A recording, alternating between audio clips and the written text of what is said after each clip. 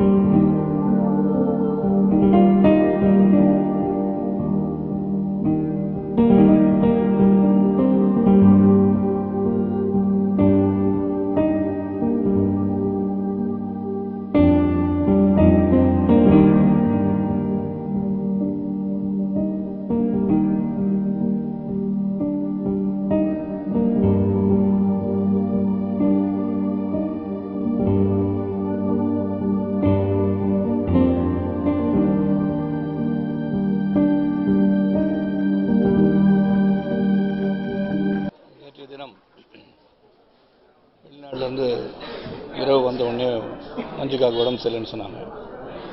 காலையிலேயே ராமச்சந்திரா மருத்துவமனைக்கு நானும் மனைவி ராதிகாவும் போயிருந்தோம். அதாவது அவங்கள எந்த விதமாகவும் காப்பாற்ற முடியாத ஒரு சூழ்நிலையை பார்க்கும்போது உண்மையிலே வருத்தமாக இருந்தது. டாக்டர்ஸ் எல்லாம் பேசி பார்த்தோம். எந்த விதத்தையும் அவங்க வந்து இதை காப்பாற்ற முடியாதுன்னு சொல்லும் போது உண்மையிலே குறித்த ஒரு வேதனையும் வருத்தமாக இருந்தது.